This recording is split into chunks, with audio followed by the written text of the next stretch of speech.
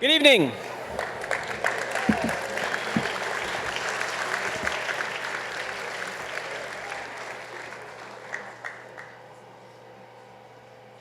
What am I hearing?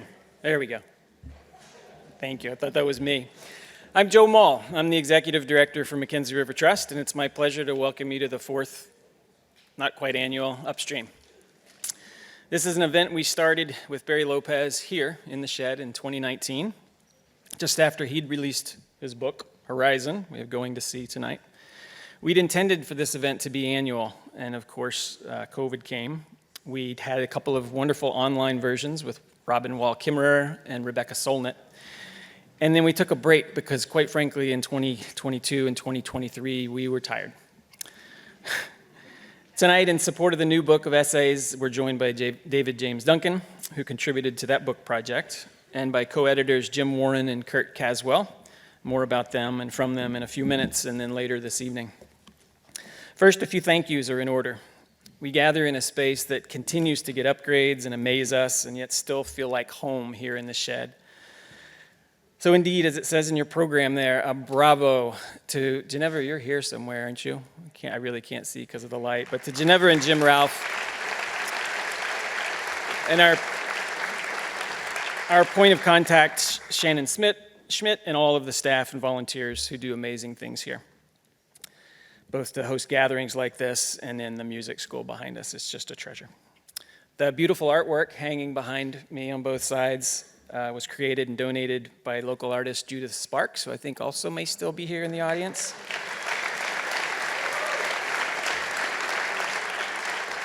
Talk about making a place feel like a Pacific Northwest home.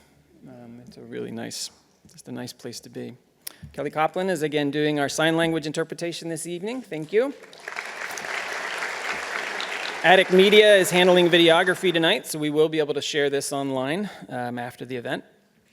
And hopefully many of you made your way through the Cole Gallery and saw the Arboreal Angler exhibit, which came out of the mind of Ian Escher-Verk in a studio class in landscape architecture, and tonight was curated by Jenny Jin and Blake Schouten. Megan Mahoney and Renee Ellis were volunteers at the MRT table. I hope you all are both in the audience somewhere tonight. Thank you for your continued work.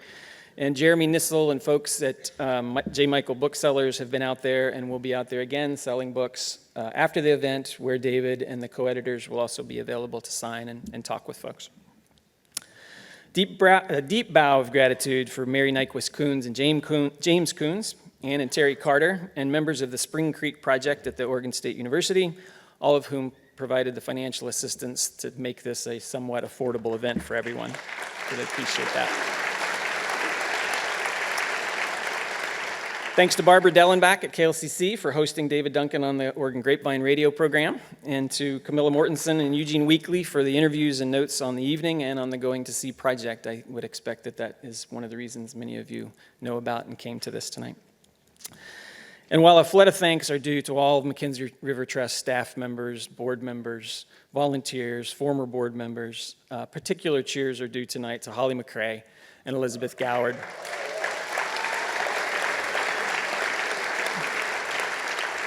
Who pulled together the 10,000 things of logistics and communications around this gathering, because and so many gatherings we have out on the land, because indeed we gather on the land. But why are we here tonight? What's Upstream all about? We are a land trust. And the nuts and bolts of the land trust work has generally been to protect land with real estate transactions, most often with non-human critters in mind. We buy land, we accept land in donations, we take care of it for the broader public benefit, and we think of that public in a particularly broad and deep ways. We bring water back onto orphan floodplain in the form of living rivers. We give oak trees room to spread their arms. We work with people who have land and development potential, but also a dream of keeping the land whole and undeveloped on behalf of the larger community. This is usually done with an eye towards refuge, to give place for ducks and beavers and calypso orchids and acorn woodpeckers and, of course, otters and Chinook salmon and mayflies and black bears, places for them to simply be. But this work's gotten a lot more complicated over the last few decades that I've been involved with it. Growth pressures on our land and water continue, And let's face it, we just have a tough time restraining ourselves and our desires to build and create and tinker and experience it. All of that has an impact on the critters I just mentioned, certainly on the lives of many people living downstream of us in space and time. We are all upstream. We've recognized, however, that if we're too strident in our efforts to protect nature, we run the risk of losing something else really important. If we can only think of people as being a threat to nature, or as nature needing protection from human appetites, then we lose a tremendous reserve of creative human potential. So while at the core of our mission, we continue to protect land, we are also puzzling over ways to keep harm at arm's length while engaging many more hands in the work. Holly mentioned to me this past week that the gathering of people out at Green Island that we do monthly, the Living River Exploration Day, where people just come and learn and explore and check out paw prints and fresh scat and look at the ground and soaring birds and wander at your own pace. So she was out there and said, people, this is some of the most important work we do, creating spaces for people to discover themselves in nature. The 100 or so visitors, she said, many of whom were new to the place, were joyful, just joyful. Some all with smiles, some with tears welling up in their eyes over access to a place like this. There's no question that discovery is a powerful emotional motivator to go and to see, to bring the land into your lungs and skin and muscle and fascia, and in turn extend our hearts out to the land. That's what we're talking about tonight. Perhaps many of you remember that evening with Robin Kimmerer when she spoke of being a good guest of the river and the feelings of reciprocity and love. These people at Green Island were clearly experiencing a kind of love. I like to think that they took a bucket of love home and they dipped into it over the next few days at least and shared it with others, planting seeds of their own in the hearts of family and friends and people that they met. That's how we grow, right? Humans generally, of course, but I mean the McKenzie River Trust as well. We grow by people like you, sharing your love for land and water and each other, and then talking to others and saying, you know what? There are these really interesting people who they gather, care for the land, revel in the joy. Maybe they're a little obsessed with poop and things like that. But it's just amazing. It's their purpose. It's their raison d'etre to help people protect and care for the lands and rivers they cherish in Western Oregon. You can let them know that a great way to become involved, I think you saw we have a Earth Day match going on right now where 2 generous donors are going to match up to $50,000 donated through April 22nd. You saw that on the screen, right? It's only with that generous support that what you saw in the rest of that video is even possible, so thank you all for being a part of that. So we gather on the land and we gather in settings like this to have conversations about possibility. How do we do better? How do we clean up the messes we've made in the past, often as a direct consequence of our improved standard of living? How do we reckon with that history? And how does that help us protect and care for places and the people we cherish? Well, in ways that will matter to people 50, 100, 200 years from now. 10 years and 2 days ago, there was a gathering at McMenamin's Kennedy School in Portland. A handful of people were considering a weighty topic, Indian land loss, and how the land conservation community could better work with indigenous people and tribes. The speakers included Barry, but it also included Chuck Sams. At the time, he was the director of natural resources and a cultural leader at the Confederated Tribes of Umatilla Indians. Chuck's now the director of the National Park Service.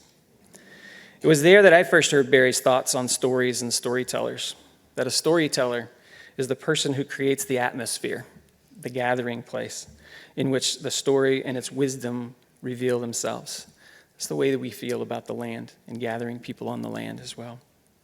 That afternoon at the Kennedy School in Portland was a place, an atmosphere, a gathering where seeds were planted. Those seeds grew into a statewide effort coordinated by the Coalition of Oregon Land Trusts that started with us studying more closely the disruption of settlement and learning about and looking for ways to develop more collaborative working relationships with tribes. In recent news stories you may have seen, and you saw some of the work in the video, our work with the Confederated Tribes of Siletz Indians and the Confederated Tribes of Coos, Lower Umpqua, and Siuslaw Indians on the coast, as well as with the Confederated Tribes of Grand Ronde in the Willamette Valley. When you start to reckon with that history, all the indigenous lands lost around here in the 19th century and earlier for much of the rest of the continent, the questions that arise for a large landowner like us are many, and they get really squirrely really quickly. Sometimes the problems we try to address are downright wicked with no simple solutions. So where do we go when we are faced with such questions? Isn't it funny that a lot of us probably just reached for our phones and thought, well, we'll go to Siri. We have a question for Siri. Funny, not funny. Where do we go? We go to teachers. We go to the people who've devoted their lives to questions, more so than answers. Some lecture, some demonstrate, some dance, some sing, some play the mandolin. Many write, and that's why we do events like Upstream. We have questions, and we want to ask more questions because we are all passionate for and curious about this world. The other night I came across a short essay from John Steinbeck, written back in 1955. It was a conversation with his son about how long he'd have to be in school. And while Steinbeck agreed that schooling can be tough, boring, not a lot of fun, he also said that if you're lucky, really, really lucky, you'll encounter a great teacher or two in your life. Great teachers are like artists, he said, and equally as rare. And then he described one of his favorites from high school, who he said brought discovery into the classroom. How about this for an image? She breathed curiosity into us so that we brought in facts or truths shielded in our hands like captured fireflies. So get your hands ready. For the next 80 minutes or so, fireflies of thought will emerge in this hall, and you are free to hold them, share them, invite them home with you. You don't have to put them in mason jars and wake up tomorrow morning with the melancholy of their passing. They will light up again and again as long as we keep up breathing in and breathing out that curiosity. To begin this evening's exploration, we've invited journalist, author, and writing teacher Debra Gwartney to say a few words about the Going to Sea book project, its editors Jim and Kurt, and to introduce David. Barry's spouse and soulmate for 24 years, Debra has been a tireless supporter of our efforts to carry on the community conversations that Barry helped us set in motion back in 2009. Please welcome Debra Gwartney.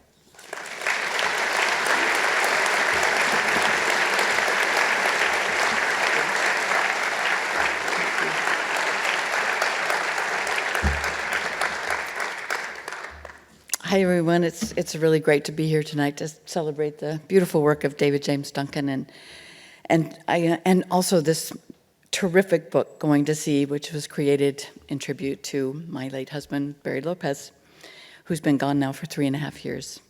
I'm so grateful to McKenzie River Trust, to Joe and Holly and Elizabeth and everybody who's put this together tonight. We've been talking about it for a long time, and I'm so appreciative to Jeremy from J. Michael Books. I hope we can support this marvelous resource from our community.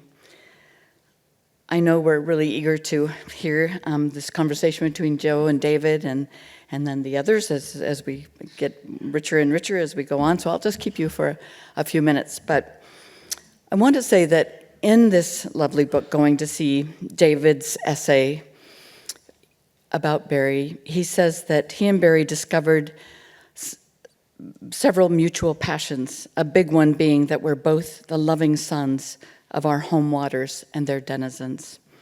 And it made me think a lot about the many days that I'd come outside and see Barry sitting on our cottage deck watching the river.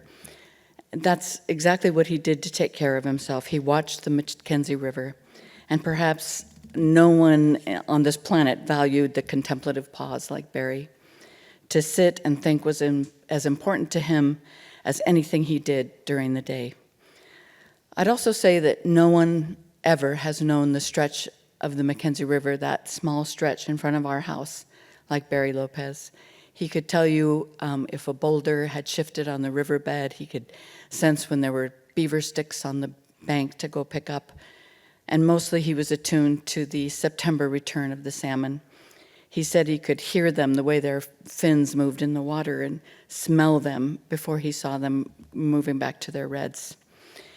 Barry's sensibility was utterly shaped by his 50 years of life on the McKenzie River, and he joyfully supported the work of the McKenzie River Trust.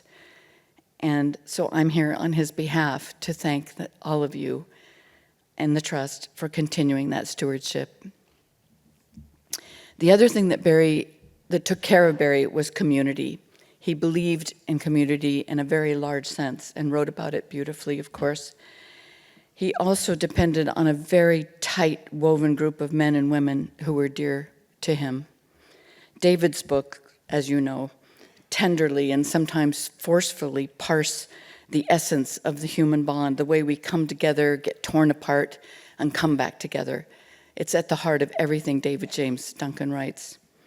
In his essay, In Going to Sea, David recounts a moment when he and Barry, in a very powerful setting, reached out to hold each other's hands and sat for a long time holding each other like that. And I'm not going to tell you more about it because the essay is so beautiful, I would not do it service to explain it right now.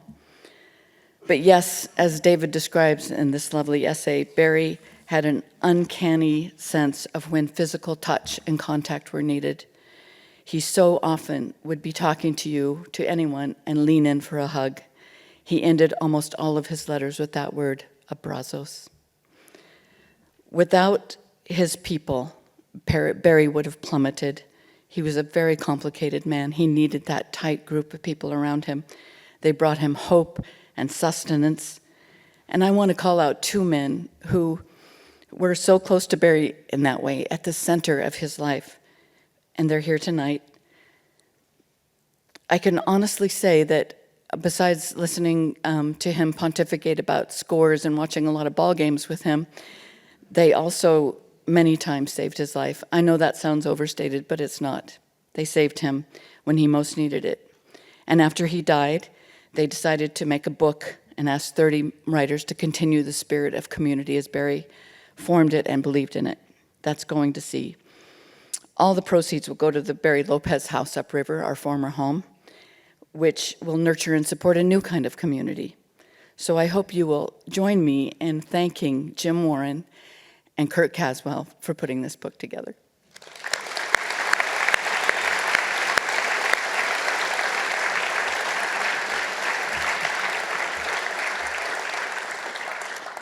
And on to the heart of the evening.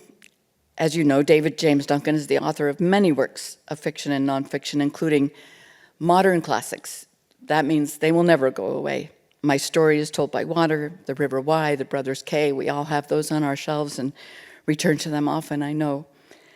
And now he's written a beautiful new book, Sun House, which the writer William Dubois calls one of the greatest imaginative achievements I've encountered. David has won numerous awards and has been bestowed with honors too lengthy to mention here, but I urge you to go and read about all the ways he's been honored, all the tracks he's left in the snow. But mostly I want to urge you to read, as I did, the many statements of devotion and admiration of his readers, how David is revered for his books and his essays, but also so much for the man he is, for the witness he provides, and the values he reminds us to tend to in ourselves. So I want to end with the Barry Lopez quote, if I could, because I think it also speaks to everything that David writes.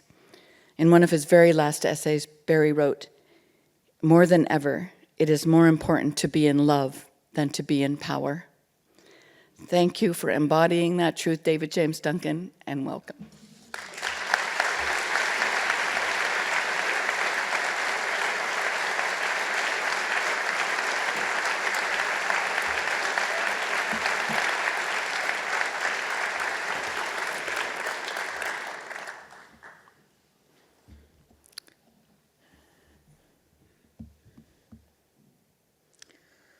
In honor of Barry's home river, I've named tonight's talk what I believe both the McKenzie and Barry are continuing to do, returning to sea. That's kind of confusing since there's this book, Going to Sea, but this is SEA, not SEE. And what a head start Barry has on us. He's a magnificent person. But as a river and ocean lover myself, I'm going to try to give chase. Returning to Sea. My fellow Montanan Fred Bonson writes some of the most astute, spiritually inclined essays you'll find in Harper's, Emergence, The Sun. And Fred conducted a 3-day interview of Barry for The Sun that I consider one of the finest Barry ever gave. As we all know, 2 years later, wind-driven wildfire devoured the Finrock reach of the McKenzie, including a studio containing priceless memorabilia and thousands of pages of the most astute journals on earth. Turning Fred and Barry's conversation into a precious, rare example of Barry's mind and imagination at work. Though I love the whole interview, tonight I want to single out Barry's feeling that if humans are to survive, we must learn to emulate starlings migrating in the dense formations known as murmurations. In the gigantic farm valleys of California, peregrine falcons often attack murmurations, and a diving peregrine shoots through them at 180 miles an hour. But the starling clouds veer so fast, reflexively, mesmerizingly, that the peregrines often give up and settle for a vole for dinner. Can we learn from these birds how to mesmerize the human predators out to devour Mother Earth?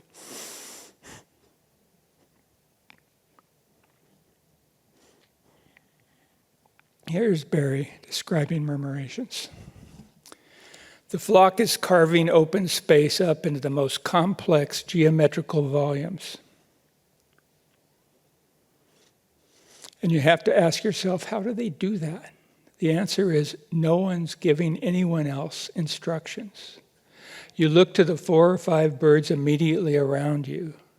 The intricacy of that lattice means one of the birds you're using as a guide for your maneuverings is itself watching the birds around it to coordinate its movements.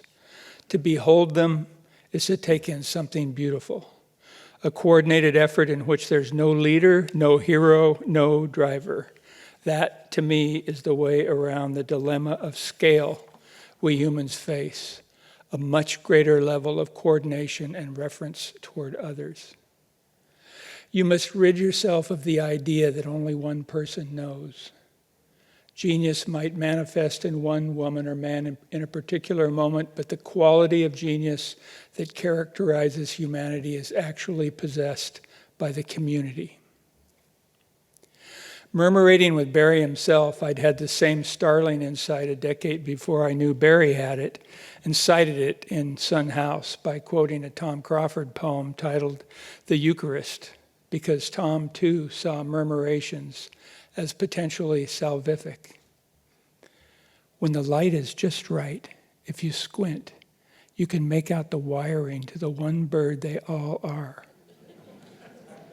Thousands of swarming black starlings going suddenly vertical, stalling, doubling back on themselves.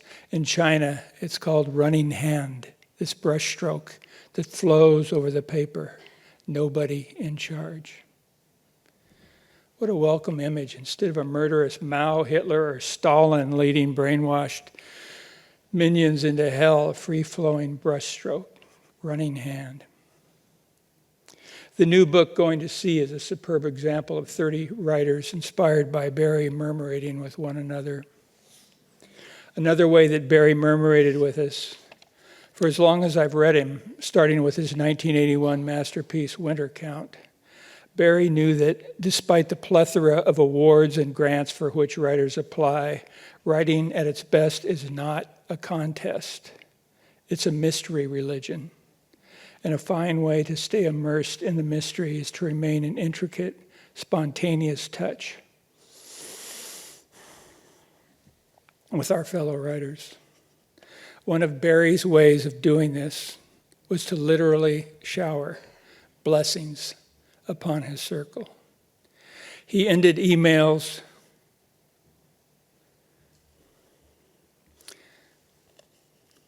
and letters to hundreds of friends in words like these few he sent to me. Dear David, your good letter lifts my spirit and opens up the prospects of the day ahead. I'm so glad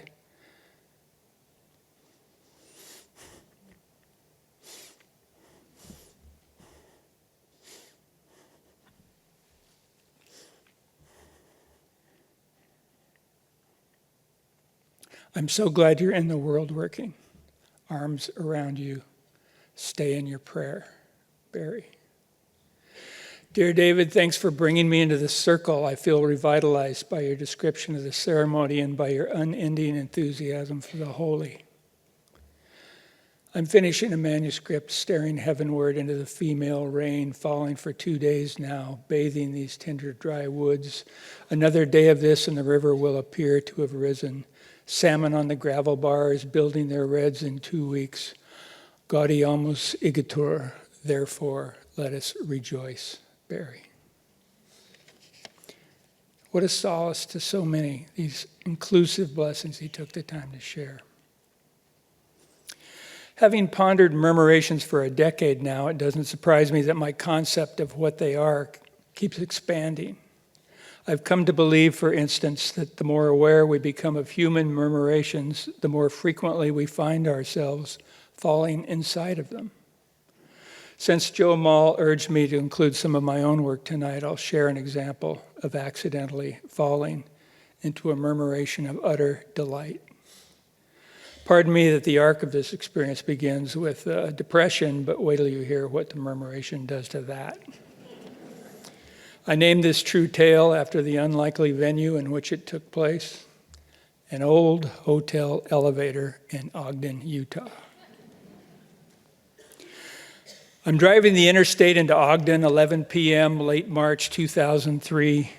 40 years ago, one Delmer Carlton Duncan, an itinerant Montana cowboy and, once upon a time, the father who abandoned my father at age 5, died alone in this town.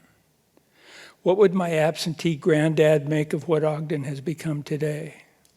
American flags fly from nearly every car's antenna, and 4 flags fly from the pickups, 2 front, 2 back. A Dodge Ram tailgates me, then blasts by doing 90, his quadruple Old Glories raggling so fiercely they'll be in shreds in a week. More than one way to desecrate a flag, I can't help but mutter. The 490-mile drive from Missoula to Ogden has fried me. When I reached my hotel, I head straight for the bar to find it's alcohol-free. Joseph Smith, you dog. 3 wall-mounted TVs blare Fox News accounts of us mowing down them while the Coke-sipping patrons cheer as if it's football. As the saying goes, no news is Fox News. The word Iraq, the TVs forced me to notice, is now invariably pronounced Iraq. Does that make my half-Italian wife Italian? My father's dying in a distant city just as his father died here. I want to hold my wife and hug my dad. But I'm in Ogden for the next few days to represent contemporary Western American literature to men and women the same age as those manning the joysticks that spray the blood and crush the bodies in this war. Shock and awe. The leaders of our nation actually named this thing shock and awe. I know some Western American literature I wouldn't mind sharing with this celebration. Jim Harrison. Late in life, I've lost my country. Everywhere, the malice of unearned power. Top to bottom, bottom to top, nearly solid scum. I flee the bar for the thankfully empty lobby and check in. My room's on the 7th floor. The old elevator's doors are triumphant Mormon gold. The face of the Western American reflected in the door looks travel-worn. Pressing the up button, I whisper a little prayer I once brought home from India that in English might translate, Love has placed me in this situation. I then wait so long for the elevator to arrive that I mutter, "Thanks, love," and lug my suitcase and heavy book bag up the 7 flights. My room turns out to be generic, but for an indigenous Book of Mormon. I customized my quarters by covering the Newsrife TV with the extra blanket from the closet. I sampled a book. What pretentious sci-fi. Dousing the lights, I lie down and try my weary best to send prayer clouds of protection to scared, hurt, or dead Iraqi children, my dying father, my dead granddad. I'd aim solace at our troops as well, but Fox News and Ogden seem to have that more than covered. I sleep poorly when I sleep at all. The one dream I recall is of teenage boys with sticks crushing Banty chickens without mercy as they cower in the corner of a pen. I wake to the news of our Iraq victory blasting through my walls from TVs on 2 sides. I brew the dismal prepackaged coffee, taste it, dump it down the drain. Checking the weather outside, I see broken clouds badly outnumbered by the flags again raggling from every truck and car. I set out for a long day's work, exhausted before I've begun. Because I'm toting my book bag and oversized briefcase, I pass by the stairs to try the slow-mo elevator. Pressing the down button, I again whisper the words that mean love has placed me in this situation. At long last, the bell dings, the elevator doors sigh open, and some kind of Dharma field opens up before me. 10 beaming 8-year-old girls stand in multicolored ballet leotards, satin vests, a lot of pastel chiffon, and scuffed athletic shoes to save the pristine ballet slippers they each hold in their small hands. Their united gaze is a 20-fold beam of light. The 10 of them give me a mirthful gander, see they've shocked and awed me, and burst into laughter. "All aboard?" a robin-egg blue ballerina calls out. "I want to, God do I, but the elevator looks full." Seeing my hesitation, all 10 girls squeeze so eagerly together they create room for 6 or 8 of me. Honored to the marrow, I step inside. The instant I do, 4 girls turn away from me and face the back wall. My pulse goes jerky. Something I've done offended them? Seeing my confusion, a spring green girl smiles up at me and says, "We're Amish." To which a pale orange girl with missing teeth adds, "Here for the dance convention." "So don't worry," says Spring Green as the doors sigh closed. "They aren't facing away from you. That'd be mean. They're facing away from the door. That's how we show the elevator. We shun it."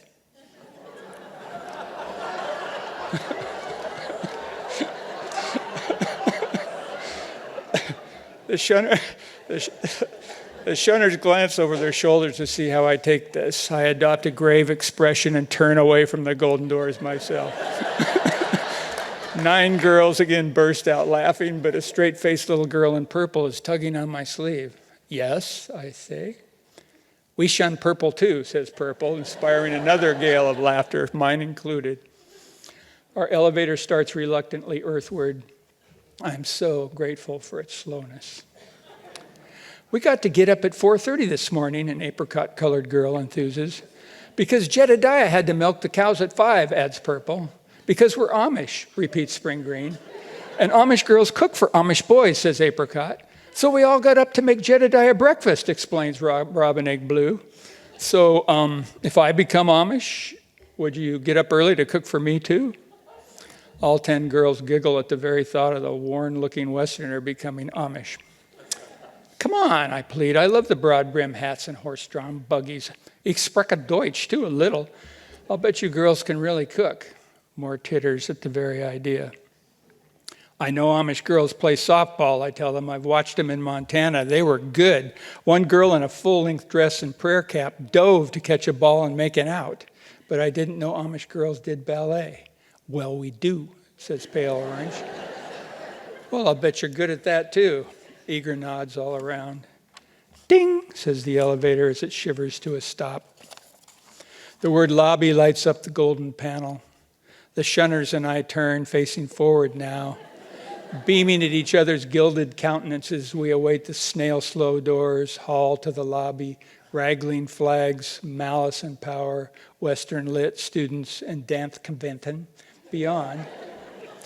Drawing the deepest possible breath, what thrives in this elevator, I feel I've inhaled reason enough for this or any world to exist. The doors sigh open. I duck out and step aside so the girls can chase their pent delight down the hall. But no such chase occurs. Instead, Spring Green stops squarely in front of me, peers up into my eyes, and with utter sincerity says, "Thank you for riding the elevator with us." Stunned speechless by her graciousness, I bow. Now Purple stops before me. "Yeah," she cries, "thanks a lot." When I turn my back to shun her purpleness, all 11 of us again burst into laughter. When I turn back to her and bow deeply, Purple bows even more deeply in return. As Spring Green and Purple step out to await us, the girls still in the elevator form a line and begin filing slowly past as if I'm some sort of royalty. A pink dancer, too shy to speak, curtsies the first curtsy I've received in my entire life. Amid an eruption of goosebumps, I bow. A red dancer extends her small hand to shake my big one, and in a synchronization as spontaneous as any two starlings, we shake and grin as we bow. Then Pale Orange pipes, "Thanks!" And Wiley Robin Egg says, "We'll cook if you'll milk." And Apricot arches so far back in a 360-degree twirl that she's able to beam at me all the way around. And I bow, and I bow.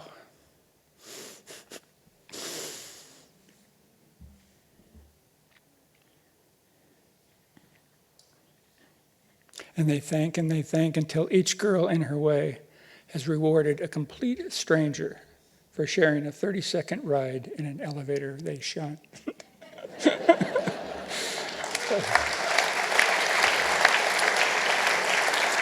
Only then do they flush like a covey of pastel chiffon quail and fly down the hall.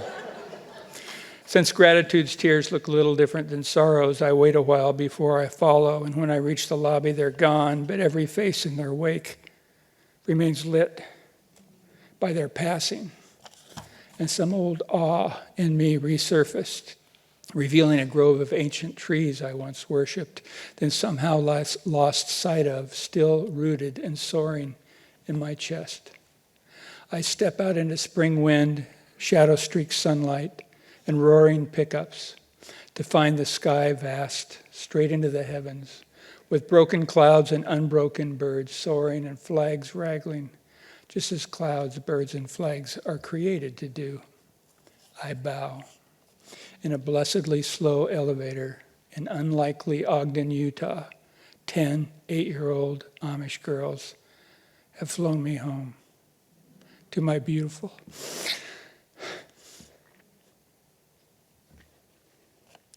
lost country. In the interest of deepening what I mean by the phrase returning to sea, S-E-A, I'll end with a small portion of my contribution to the book, going to sea, S-E-E. Shortly after Barry departed this life, I woke in the night flooded with memories of the time he and I spent together at the Orion Society's Millennial Gathering in Shepherdstown, West Virginia in the year 2000. The event featured 3 days of testimony by scores of writers, scientists, poets, most of them expressing grief for the irreversible abuse being suffered by the planet and the accelerating loss of huge numbers of species. And the cumulative effect of so much grief verged on overwhelming.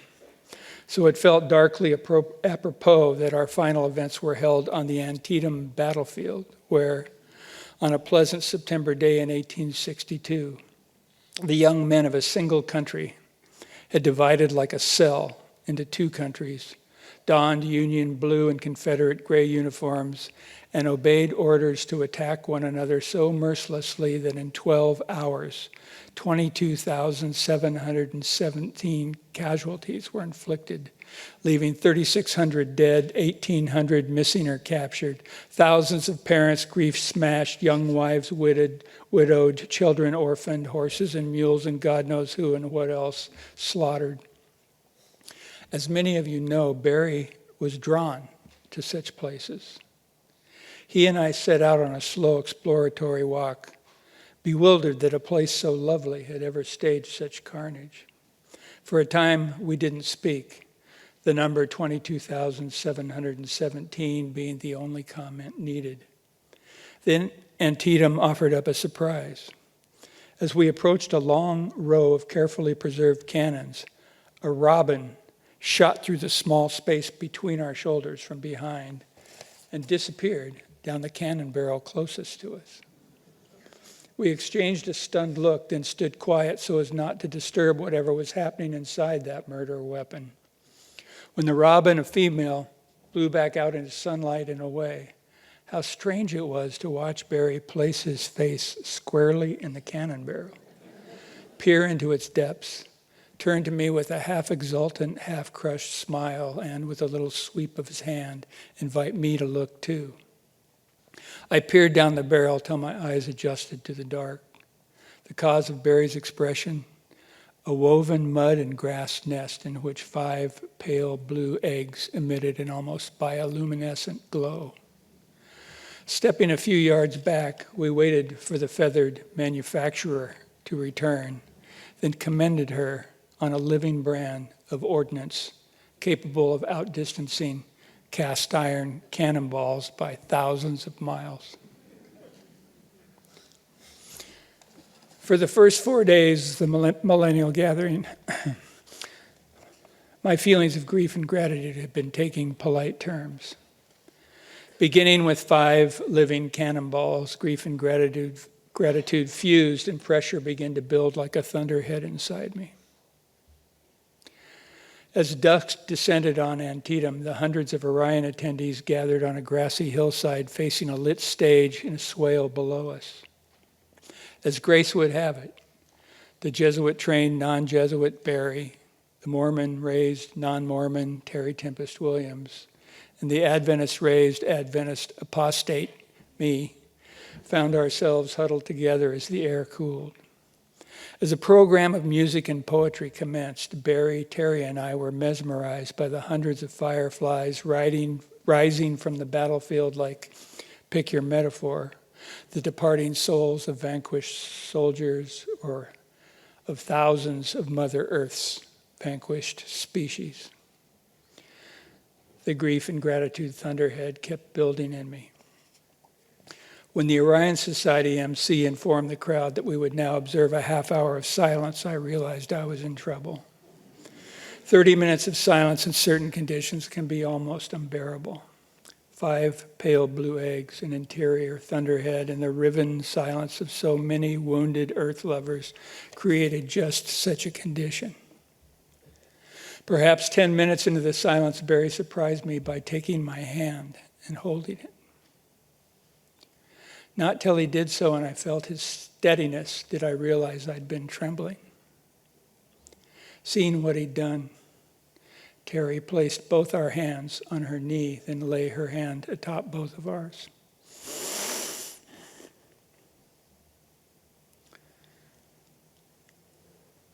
I was already pretty far gone when the solace of touch from 2 people I adore threw me into the deep end.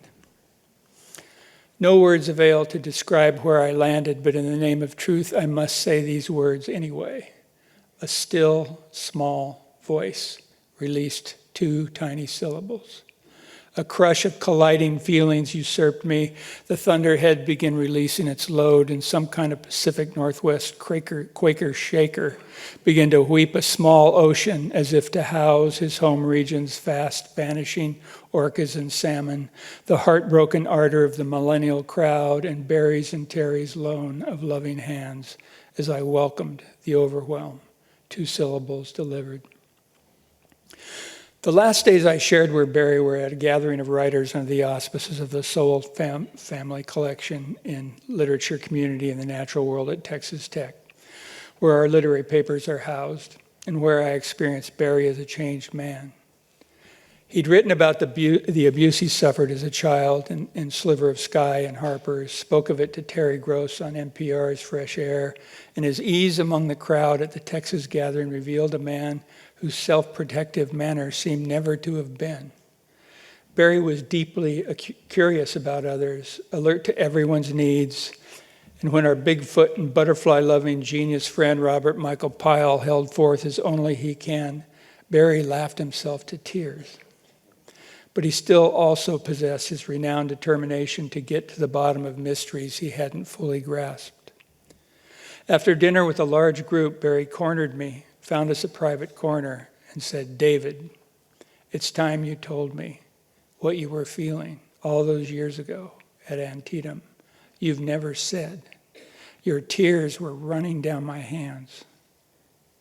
Please tell me what was shaking you so." His forcefulness stunned but also lifted me. To have presented a mind as keen as his with a mystery it yearned to solve was an honor. I wasn't able to reproduce what I'd said so many years before, but my long and detailed outburst, he let me know, satisfied him completely. And here is what his life, work, and heart moved me to say about that outpouring today. Barry, we both know you've met people who experience states of consciousness that go where language can't follow. You do this beautifully in your essay about your two visionary encounters with the Madre de Dios, and in your short story, The Letters of Heaven, which wed eros and sanctity more perfectly than I'd ever seen it done. You also know I've said the only mode of expression I have amid such liftoffs is what I call beyond language. I'm sure you know Lao Tzu's lines. Before heaven and earth came to be, there was something nebulous, silent, unchanging and alone, eternal, the mother of all things. I do not know her name. This is beyond language. And this language, unknowing, and love are all I have with which to tell you this much today. As you and Terry and I huddled together in the silence over Antietam, I felt what I can only call the still, small voice of the mother of all convey, "I am." Veils then lifted as the walls of my being expanded out and out toward your beloved horizon, and it felt as though we were standing on the wave-crushed South Jetty at Astoria, watching the West's great river pour miles wide into the Pacific as we were losing our course and our names as we rose in sovereignty, melting into she into whom we are dissolving, now bearing the name McKenzie, now Willamette, now Columbia, as we flow toward and into the oceanic mother whose name we need not know. Arms around you, I feel Barry whispering, stay in your prayer. Thank you for your very kind listening.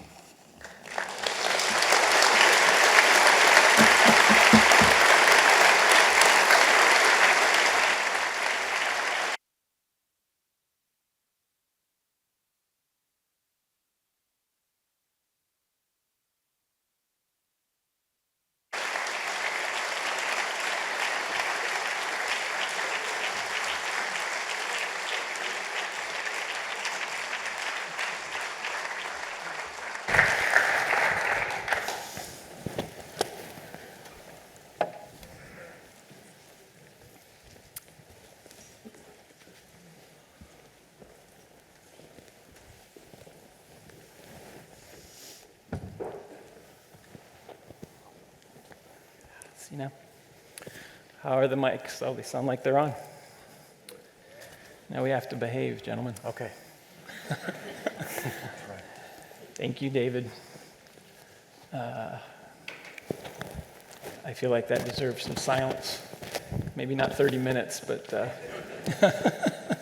seconds. I'm afraid I perhaps. always do that. I have to tell the damn story. I do. I've never been dogged in Utah, but I feel like I have.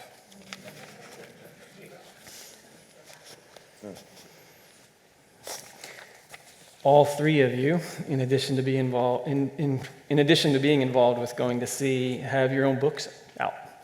Sun House has been out since last August. Mm-hmm. Your Iceland book has been out since October. Yours is just out. Yep. The Rose Botany. The Rose Botany. So my mother. Bestseller. It will be. So my mother, still alive, 91 years old, with whom we trade a lot of Thomas Merton back and forth, was a professional realtor and banker, and was always apologetic about the work that she did relative to the work that she perceived that I did. Well, you're doing things for the earth. You're doing things for the good. And I'm just a banker. It always bothered me. And I have to say, I find something similar. Blue River Writers Conference, upriver, gatherings of, really accomplished writers like yourself who come to our restoration projects and are similarly apologetic. Well, we're just out there. We're just writing. You all are doing the real work. I sure hope you don't feel that way. But I wonder, when you release a book like you have done now, what's that like in terms of, what's it feel like to be, in terms of how you think about the relevance to the things that we're talking about, the very things you're writing about, the things that you care about, when you've produced something like that? Can you share a little bit of that with us?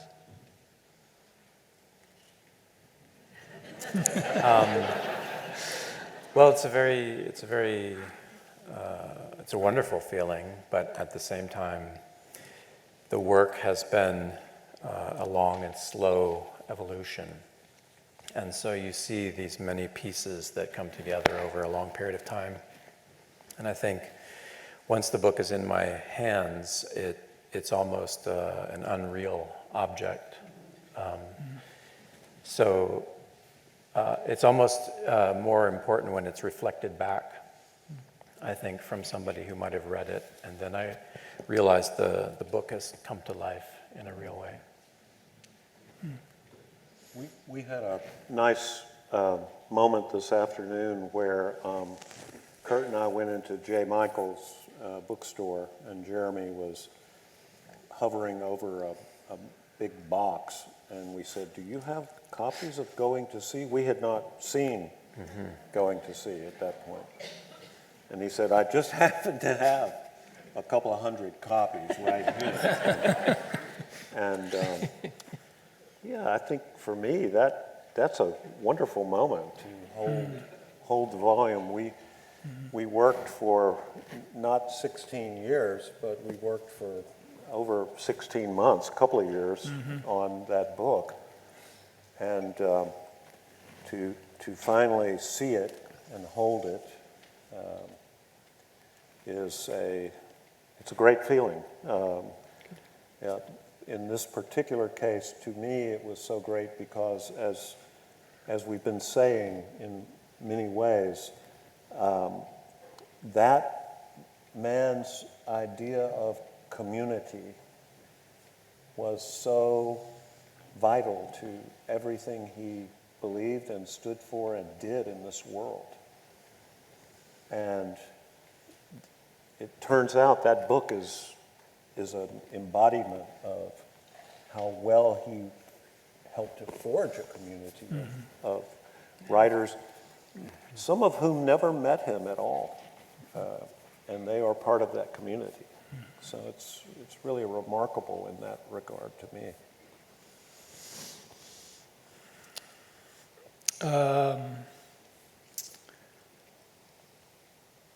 Finishing Sun House.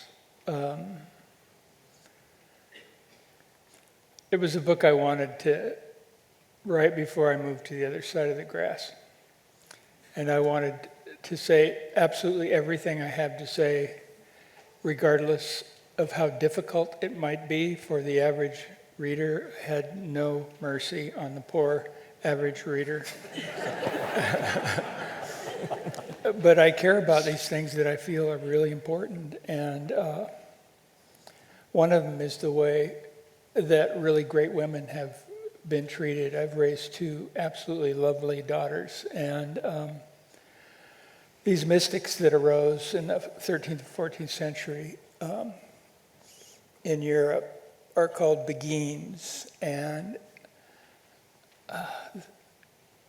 they are just magnificent human beings who've written some of the most beautiful things ever written about the love of the divine, the love of what I like to call the unseen, unborn, guileless perfection, because the word God is so vexed at this point in time. And because it's so difficult, the response time was really slow from readers, but the same thing happened with the Brothers Kay. So I had hope that it would begin to be found, and thank God that has been happening. I've received really stunning mail from people who toughed it out. A lot of people are reading it in groups because it's maybe kind of lonely to be in such a big, ambitious tome by yourself. It sometimes was for me. But I mean, more than anything, I've written, I believe everything that's in that book. And it's all about honoring a kind of love for Mother Earth that can easily go into the mystical dimension. And just strangely, I've had a lot of unusual experiences starting when I was a child that, I mean, it's not like a matter of belief. It's just a matter of experience. And I also have friends who are contemplatives who've had similar things happen, or even not artists, fishing guides, carpenters, all kinds of people and I think also a lot of children have experiences that are inexplicable to them. That you don't really need a word for it, but just mysticism is just kind of the common word that's out there. And so frankly, even though it's difficult and it's been slow to grow a following, it is growing a following, and that's just a gigantic dream come true. Just gigantic. Maybe in 100 years it'll still be read by people who understand what the fuck I'm talking about. What will book groups look like in 100 years? Who can imagine? I guess my question is, I don't think oftentimes you appreciate how much what you've done, what you've produced, does have lives that you don't even hear about in action. And when I think about what brought me into this line of work in the land trust community, and the thought that you could protect land, that you could secure land, and that was good for whatever critter, but also begin to give you a sense of the future, was straight out of writing. I mean, of course there was an experiential part of it, but just the articulation of it. And yet, you heard me say that where we are now is in a different place. You remember the Gary Larson cartoon, Wildlife Preserves, where the couple's driving the Jeep and there are literally cheetahs and lions in mason jars? This sense that, wait a minute, putting up signs, putting up fences to keep people out, to keep out harm, it's not going to work long term. At least not if that's the only approach that we have. And I'm curious what you see coming in your colleagues, in your own thoughts about the work that we have to do going forward. We have to add more things to the toolkit than just protection. You see it? People talking about it, writing about it? So I'm a teacher. I teach mostly undergraduate students at Texas Tech and the Honors College, and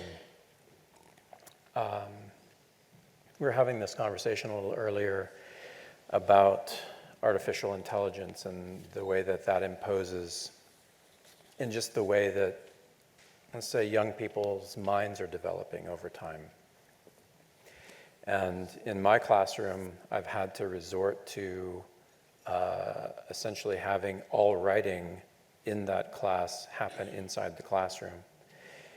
And I don't know what's what's coming with that future, but something that I noticed is that students who were given the opportunity to produce something authentic, because when they're at home, they're using AI to produce writing. It's a tool that they have to use because the demands on them are so great that they can't keep up. So they use the tool that everybody else is using. And when I took that tool away from them and said, now you're going to produce this on your own, they seemed relieved by this experience. Almost as if there's a great hunger for something authentic and something real, something in which, the human body is in touch with the ground and the earth and the place, and the mind also. So I found that very, very hopeful for a future in which, at least right now, we seem more and more consumed by what you might call screen life. Mm-hmm. But there's also a wish for it to go away, even in the people who use screens more intensely. They want something real that's just beyond their reach. And you take students on trips in the field for connection. Exactly. I do some field work with students. Some of it's backcountry, and more recently it's study abroad work, walking across Spain. Yeah, I agree with that. I was a university professor in a former life, and for 36 years, and the best experience I had with students was a team-taught course that we called field biogeography, and I co-taught it with a botanist colleague, and we had we ran the course 6 different times, and I learned a hell of a lot of botany during those 6 semesters. At the end of the 6 years, my botanist friend said, "I'm teaching the literature and you're teaching the botany." And one of our very best guests was Barry Lopez for 2 weeks one spring. And he didn't have to do what he did. Of course, he just did it because that's who he was. He came for the whole day from 8 o'clock in the morning till 4 o'clock in the afternoon, and we did field work.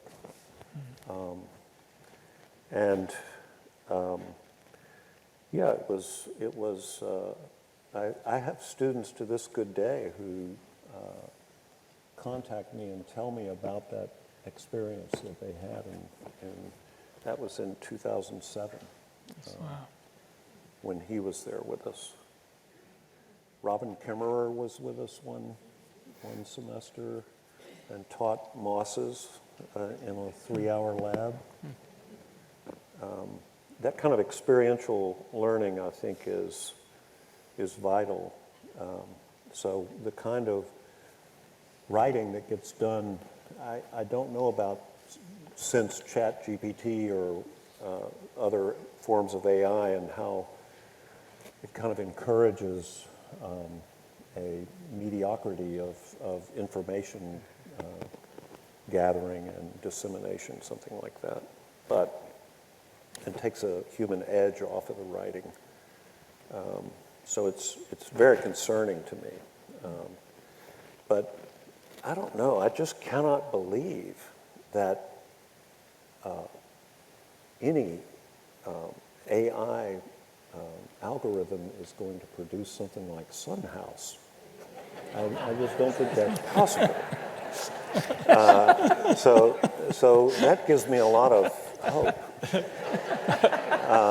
The other thing I wanted to say is, and this, I'm following Barry Lopez in this as well, and I think I follow him in so many ways and think of him every day. And that is, here was a man who had a very privileged life. It was a horrible childhood in many ways. We know that. And then in New York City, he was educated and in a way and lived a life of great privilege. And then to be an undergraduate at Notre Dame in the 60s was to live a life of great privilege that very rare for many people. And he recognized that as a young man and wanted to apprentice himself to other cultures, and especially to indigenous cultures. And I think what's been happening lately, and is happening more and more, is that, I mean, no offense, elders, I am one of you. I'm an elder white man, privileged elder. And we have an opportunity to learn from indigenous cultures, indigenous writers now, more than ever. And I know many of you have read The Lost Journals of Sacagawea, right? Deborah Magpie Erling's novel. And it is a recasting of the Lewis and Clark expedition and a recasting of the sort of stereotypes of Sacagawea, and gives voice to her in ways that are absolutely magical. And I don't mean that in a soft way. It's very hard. And it's a great experience for a geezer like me to read a book like that. I've taught Lewis and Clark, the journals of Lewis and Clark, in a class on wilderness in American literature, you know? And then to be right at 70 years old and to be able to say, oh my God, you know, what a new way of seeing, a new way of saying the language in the book, right? Just amazing. So how unexpected is that, you know?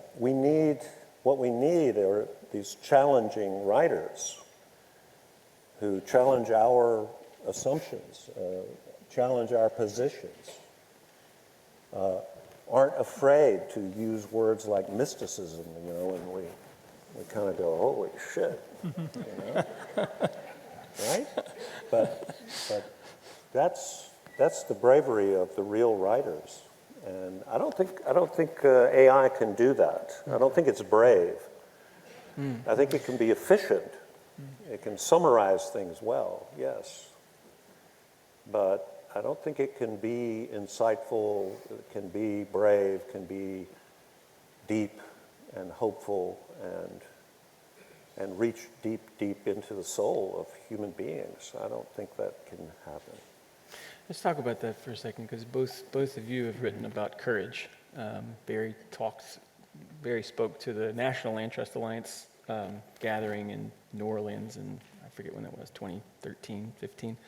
But he talked about courage and how courageous it is to take on land trust work, which struck many of us as, this doesn't feel courageous, this just feels like the right thing to do. But you begin to think about courage in different ways, and you wrote, there's threads of it within Sun House. The students looking ahead to the future that you've described, do you talk to them about courage? Do you try to teach courage in the face of a burning world, for example? David, you? I try to talk about hope. I try to talk about hope incessantly because I've been exposed to sources of hope that are very unusual. Things that have happened to me in a huge variety of places, but experiences really high in mountain ranges. I've been in love with rivers for such a long time. I really love high desert canyons, and there's just, when I was young, I was reading people like Lao Tzu and realized, oh, he's perfect to read in temperate rainforest on the Oregon coast.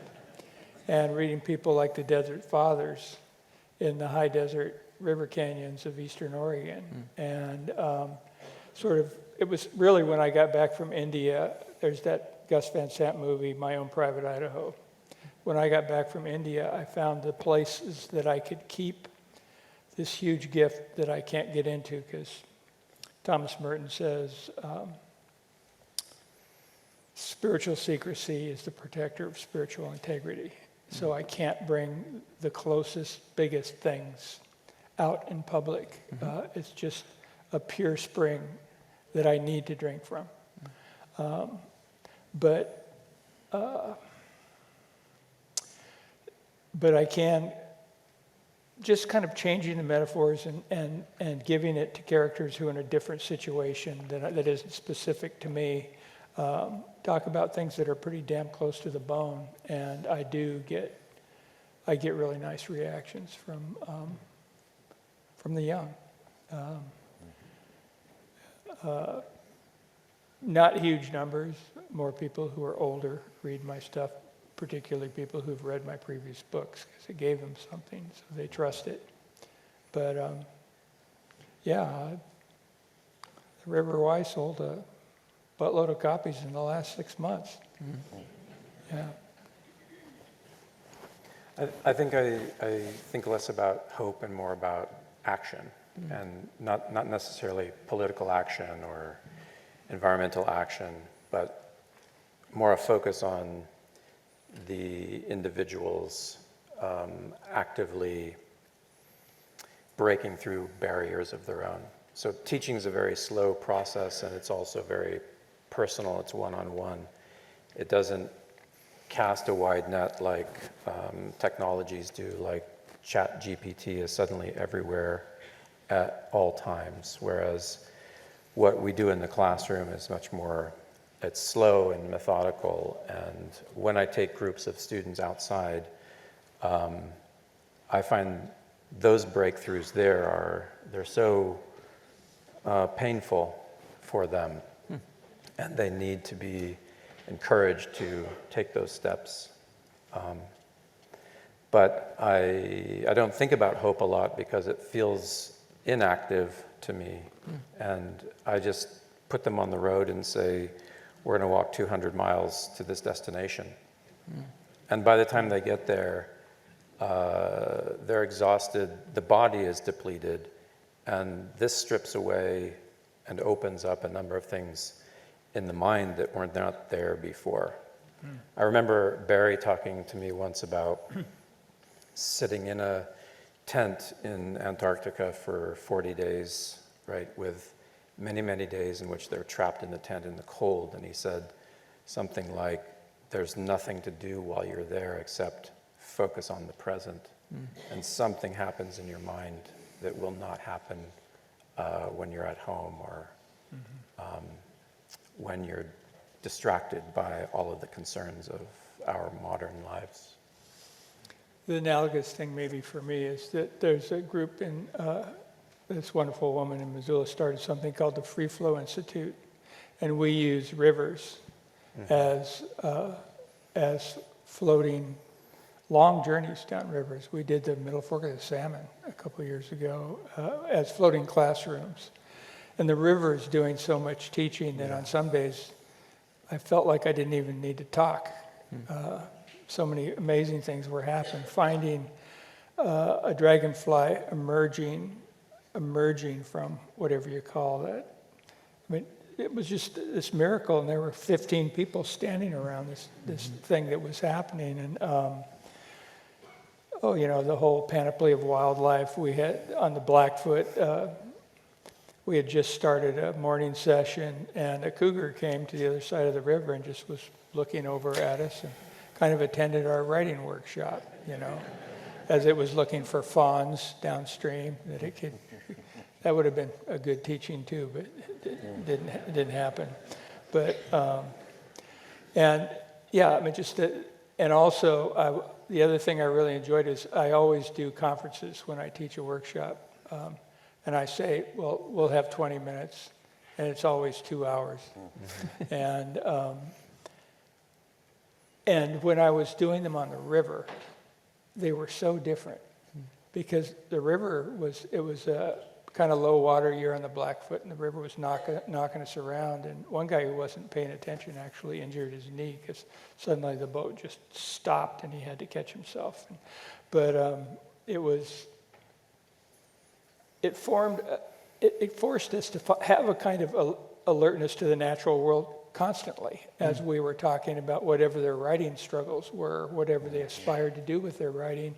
And they just were the best, teacher-student conferences I've ever had, especially on the salmon, because it was running really high and it was scarier than shit. So you were teaching courage. Yeah. In Funhouse, Jervis uses the "don't get thinky." Yeah. This You have a reminds me of choice that. between a thought of God and a dirt simple. The Holy Fool says, choose the dirt simple. Yeah. Meister Eckhart says, any thought you have about God, as soon as the thought is gone, so is that God. And Jervis understands that. Yeah. So do you think we're getting too thinky about our attempts to save the earth, their attempts to protect Oh, things, humans get too restore thinky things? about everything. Come on. Yeah. Yeah. And so do I, but I try not to. And I do love doing things that eliminate that. That's one of the reasons. I mean, I don't really even love fishing that much anymore, but I love wading and standing in rivers. And I feel just like I did when I first started when I was 8 years old. At 72, I feel the same way. And I found that recently too, that I was, for many years, I was a avid hunter, and in Virginia especially was an avid hunter of wild turkeys and calling them in the spring and learning their habits and behaviors and so forth. They were fascinating. And I haven't hunted since 2018 at all. And I feel like, I remember one time Barry said to me, do you think you could ever really give it up? He seemed like he didn't like that idea at all. He wanted me to be a hunter.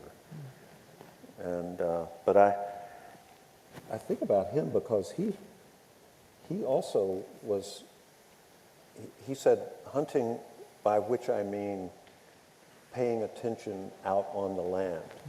And that's the best thing, isn't it? That's really hunting. And Kurt, you wrote about that. the kind of fishing without a fly fishing rod or something.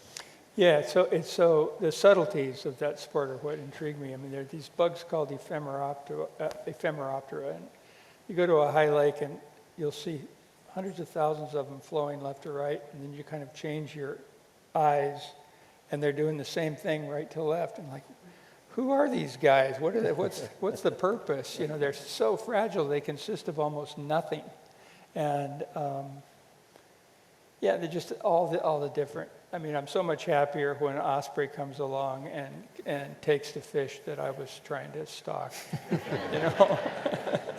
I'd so much rather watch that. Well, ultimately, the question is, how do we keep this going? How do we keep this going? How do we keep this going beyond us, far beyond us? And go back to Steinbeck, in the same set of essays, the role of the writer is to help people understand each other, he said. And I do think that is what we are trying to do with these sorts of gatherings. And I guess a sort of last question, who would you like to see up here in future years? Who are you encountering, working with in the writing, arts, and music? Who do you imagine on this stage that could help us continue these conversations? There's a Métis named Chris Latreille who lives in Missoula. And, the Métis are the tribe that lived kind of between the U.S. and Canada, and they were nomadic, and they hunted buffalo. And Canadian settlers came and took out their herds, and they were left with nothing. Like, the same as a salmon culture. Without their Eucharist, without their food, without the salmon were their money. And when those things happen to Native people, it's just so goddamn tragic. And the ignorance of the people who are committing that is pretty much total. There have been grandee judges in Idaho who have found that they can fish in their usual and accustomed places, but that the state has no need to put water in the river that is the usual and accustomed place. And that's just really severe bullshit. Mm.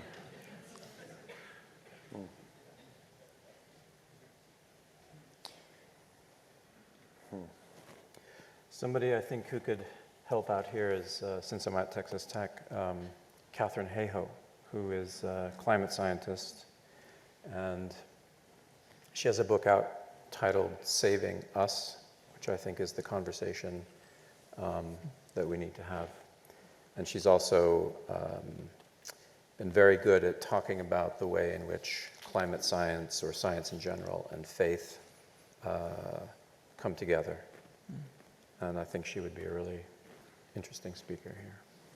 Maybe I might suggest also, since we're like beyond strict literary, is Ned Blackhawk, the Rediscovery of America, yeah. might be an interesting way to reframe what we keep trying to do. Mm-hmm. This is someone who's a Yale historian, but integrating, reintegrating from a native point of view. And I'm wondering, I mean, if you get him, I'll come, because I want to know if he stole that title from Barry, you know, Rediscovery of North America. Slightly different. Well, we've had a long evening. Really appreciate everyone again joining us. I do hope you take many of these fireflies home with you and continue to talk amongst each other and ourselves. We will be next door for a while selling and signing books, and it looks like Jim's got a question. Jim! Okay, so so we hatched this kind of idea a while ago, and then it builds, doesn't it? And I just want to thank everybody who is here. Mm-hmm. Without you, we would not be here. Without you, we would not be here. And this community is like a model for so many of us. We look to people like you. We look to nonprofit civic society to tell us what's valuable and what's vital and what is worth protecting, worth restoring, worth our resilience and our hope. So I am feeling very, very grateful to everyone here. So Can't thank see you. you. Oh, yeah, there you are. Yay!